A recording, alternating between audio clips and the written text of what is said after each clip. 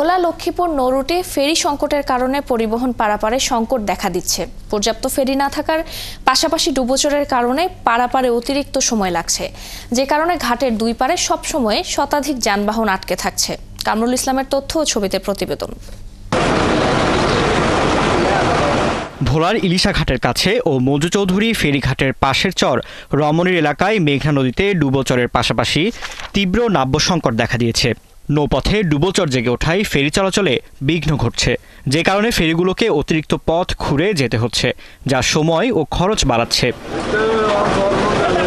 যানবাহন চালক ও ব্যবসায়ীরা বলছেন, গত এক সপ্তাহেরও বেশি সময় ধরে ইলিশা ফেরিঘাটে কাঁচামালবাহী যানবাহনের 1.5 কিলোমিটার জুড়ে দীর্ঘ সারি দেখা গেছে। কয়েকদিন ধরে অপেক্ষায় থাকায় গরমে তরমুজ পচে নষ্ট হচ্ছে, কাঁচামালগুলো সময় মতো পৌঁছানো যাচ্ছে না।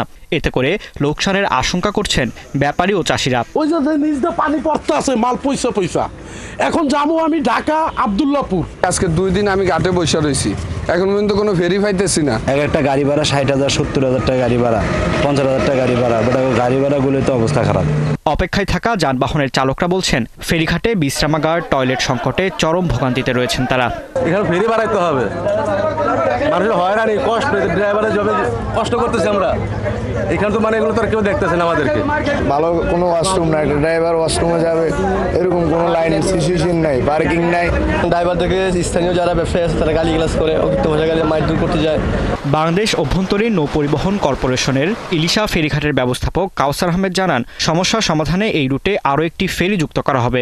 তবে ফেরিঘাটে একটি মাত্র পন্টুন থাকায় সমস্যার সমাধান করা কষ্টসাধ্য হয়ে যাচ্ছে। এছাড়া নাব্যতা সংকটের কথাও বলেছেন তিনি। বিআইডব্লিউটি এর পল্টন আছে একটা, কিন্তু ফেরি অপারেশন আছে 6টা। একটা পল্টনের মাধ্যমে 6টা ফেরি অপারেশন হতে পারে না। পাশাপাশি এখানে বেসরকারি যে ব্যবস্থাপনা কার্নিভাল ক্রুজ চলমান আছে, একটা ফেরি লোড আনলোডে প্রায় 3 ঘন্টা সময় লাগে। 2টা ফেরিতে প্রায় 6 ঘন্টা ওরাই পল্টন আটকায় রাখে। পাশাপাশি আমাদের ভোলা লক্ষ্মীপুর সার্ভিসের যে ফেরিগুলো আছে জোয়ার ভাটা হিসেব করে চলতে হয়। জোয়ার ভাটা হিসেব করে চলতে গেলে আমাদের সময় এমনি বেশি লাগে। আগে ছিল দূরত্ব 22 কিলোমিটার, এখন হচ্ছে 35 কিলোমিটার। ভোলা লক্ষ্মীপুর নৌরুট দেশের দক্ষিণাঞ্চলের 21 জেলার মানুষের অন্যতম গুরুত্বপূর্ণ যোগাযোগ মাধ্যম। এই রুটটি ভোলা জেলার সাথে লক্ষ্মীপুরের সংযোগ স্থাপন করে, যা ঢাকাসহ দেশের অন্যান্য অঞ্চলে যাতায়াত সহজ করে। এজন্য মালবাহী যানগুলো এই রুট দিয়ে যাতায়াত করে। ফারদিন নীরব, 71। এ নিয়ে খবর জানাতে আমাদের সাথে যুক্ত হচ্ছেন সহকর্মী কামরুল ইসলাম।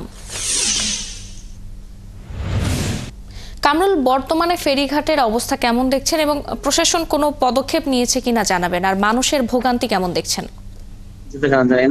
ফারজানা, আপনি যেমনটি বলছিলেন যে বর্তমানে ফেরিঘাটের অবস্থা যদি আমি বলি, কিন্তু গত 1 সপ্তাহ যাবৎ ভোলা ইলিশা যে ফেরিঘাটটি রয়েছে সেই ফেরিঘাটে কিন্তু তরমুজের গাড়ি সবচেয়ে বেশি এখানে আটকা পড়ে গেছে। বিশেষ করে আপনি জানেন যে এই সময়টায় কিন্তু তরমুজের যে একটি তরমুজের যে চাষ হয়েছে, এই সমস্ত সকল কৃষকই এখন তরমুজ ক্ষেত থেকে উঠে তুলে এখন বিভিন্ন জেলায় কিন্তু পাঠানোর জন্য বিভিন্ন ট্রাক এবং বিভিন্ন লরিতে কিন্তু এগুলা পাঠানোর ব্যবস্থা করছে। কিন্তু ভোলা ইলিশা ফেরিঘাটে এসে কিন্তু তারা আটকা পড়ে যাচ্ছে।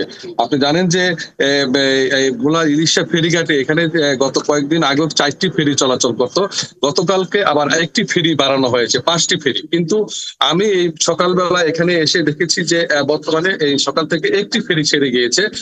গত 24 ঘন্টায় এক একটা ফেরি একটি করে ট্রিপ দিচ্ছে, এর বেশি কেউ ট্রিপ দিতে পারছে না। কারণ সেই কারণে কিন্তু এখানে তরমুজের গাড়ি সহ অন্যান্য যেসব ট্রাকের যেসব ট্রাক গুলা রয়েছে সবগুলো আটকা পড়ে আছে।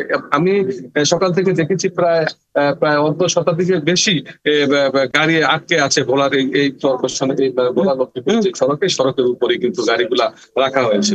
এতে করে কিন্তু এই এলাকার যেসব ব্যবসায়ীরা রয়েছেন তারা কিন্তু একটি ভোগান্তিতে পড়েছেন, কারণ এই গাড়িগুলা রাখলে এখানকার ব্যবসায়ীদের বেচা কিনা করতে অনেক সমস্যা হয়। এছাড়া যে এখানকার যেসব গাড়ির যে শ্রমিকরা রয়েছেন শ্রমিকদের যে এখানে যে গাড়িগুলি পার্কিং করার জন্য সেই ব্যবস্থা কিন্তু এছাড়া